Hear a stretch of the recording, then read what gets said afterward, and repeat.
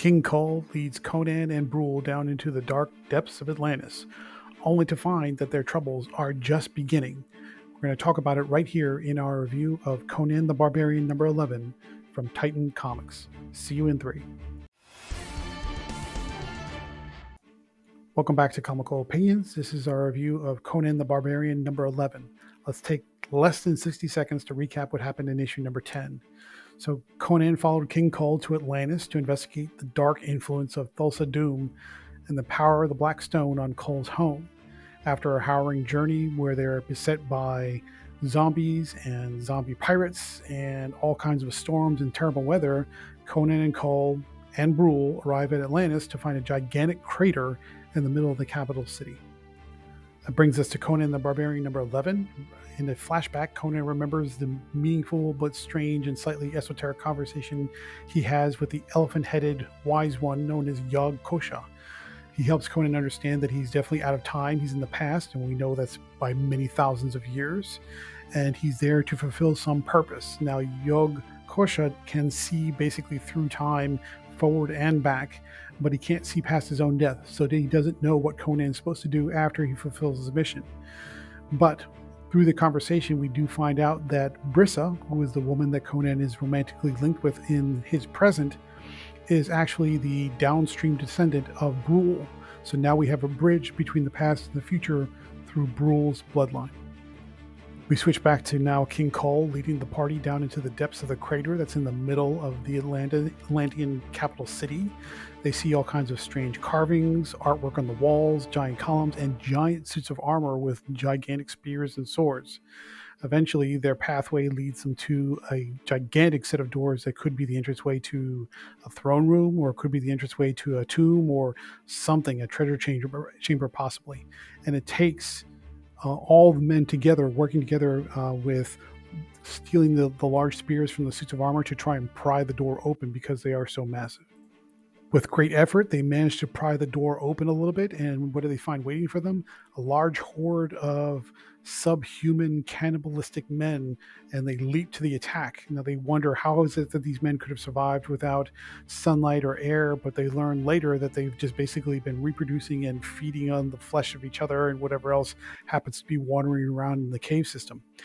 King Kull's forces eventually win, but at great cost. Pretty much everyone is wiped out, except for Conan, King Kull, Brule, and one of the Red Slayers of their party. King Kull continues to lead the party forward, and they discover gigantic caves, large masses of bones, presumably from the subhuman cannibals that they encountered, gigantic waterfalls, and all kinds of visual marvels that are deep underground. But eventually their path stops when they get to a sepulcher, which is basically a raised altar with a sarcophagus or coffin at the top of the stairway. King Kull appears kind of manic and possessed, and he rushes to open up the coffin. Brule tries to hold him back and says, "Wait a minute, that's dangerous. You may want to think about what you're doing first before you open that thing up." King Kull is not having it, and he's like in a frenzy, and he opens the coffin and he finds a mummified body holding a sword. And fans of the Conan the Barbarian film will recognize the sword is exactly the same kind of sword that is used in the film. King Kull says, I've got it. He picks up the sword and it's glowing with energy and power. Suddenly that energy just kind of releases from the sword and it brings the mummified body back to life. And that mummified body is an ancient evil whose name we won't spoil, but you can probably guess who it is. And he runs King Kull through with the sword. That's where the issue ends. Let's talk about the technicalities, and starting with the character work. You'd think the resurrection of an ancient evil whose name we shall not mention, but you will immediately recognize, would be the big wow moment. And it is. But honestly, I think the piece that most gets us excited from the character aspects of the issue is the revelation that Brissa is a downstream descendant of Brule. So now, even though we've had the present and the distant past, now there's the bridge. And Brissa is that bridge, or at least Brule's bloodline is that bridge. And now we see that the story has somehow become much bigger because past and present are connected into something larger. There's some grander scheme in here. So even though this is sort of delving into the plot aspects, it's that revelation about Brissa's character that makes the story feel much bigger in scale and complexity. Let's talk about the artwork from Robert De La Torre. It's amazing. I mean, we are desperate, and I mean truly desperate, especially for people who read comics of the big two and some of the larger mid-sized publishers, for great artwork. And this is it. If you are hungering for grim, gritty, Bronze Age styled artwork that gives you all of the power and impact of powerful looking figures, dramatic use of shadows and light, big, fantastic looking backgrounds and scenery. You know, a comic that actually has the backgrounds filled in. This is it. If you're missing out on that type of quality artwork in a comic book, this is the issue for you. Let's move over to pacing and structure. Jim Zub's tale sinks into the Earth's bowels, but maintains a steady, relentless pace that draws King Kull and his compatriots to their disastrous end. That sounds very dramatic, but it feels dramatic, and that's what you want. You got a mix of conversation when Conan is going back and talking to the elephant-headed wise man, and you get a lot of revelations in there, even though it's just a conversation. But even the way it's presented is visually impactful, because you get some montage visionary, I should say, visuals when that conversation is taking place. And then you do have a really healthy dose of action, especially when the subhuman cannibals attack and it turns into an all-out melee brawl. So you get good dialogue that's meaningful and impactful. You get great action that's meaningful and impactful, because people do die, and it all works together.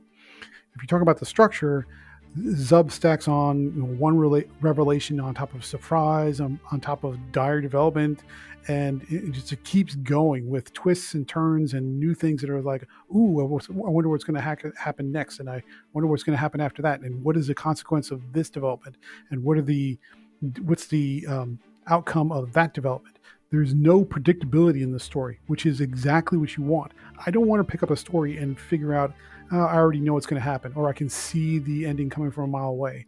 I have no idea what's happening as far as being able to forecast where the plot is going. And that's exactly what you want in a story like this. So pacing and structure, Zub is hitting it on all levels. Switching over to themes, the overarching theme, if you want to call it that, is all about going about the process of discovery, or discovering what's going on. King Kull wants to uncover what happened to Atlantis. He also wants to uncover what's happening to his kingdom. Conan's trying to discover how and why he was sent back in time. Over and over again, the protagonists are on a mission of discovery. They're trying to get at the truth. And that takes them on this journey that eventually leads to death and action and all the things in between. Readers who are picking this up for the first time, or even if you've been reading it for a while but maybe took a pause, you might wonder, where does this story arc fit in with the first story arc, which was Conan from a few years ago? The answer is this issue also now bridges the gap between the two storylines, because we see Brissa, we also see Thulsa Doom, we also see the dark power that comes from the Black Stone. It's all starting to tie together in one long, big, grand, overarching story, told in different sections or arcs, if you will, but it all ties together. So it doesn't feel disconnected, and what happened in the past now ties into the present, and presumably that'll carry over into the future. So it all works together. Final thoughts. What do we think about Conan the Barbarian number 11? It's grim, it's gritty, it feels like an epic fantasy adventure in the best possible way. Jim Zub packs in all the twists and turns to tie the past and the present together with some surprising developments and revelations. And Robert De La Torre's art is just gorgeous. Love it from start to finish. Therefore, we're going to give Conan the Barbarian number 11 from Titan Comics a 9.5 out of 10. Let us know what you think. Are you reading this series? Are you a Conan fan or a Robert E. Howard fan? Do you think this lines up? We think it does, but do you feel the same way? Leave a comment down below. Also, like, share, comment, subscribe, and stay tuned through the outro for the next review.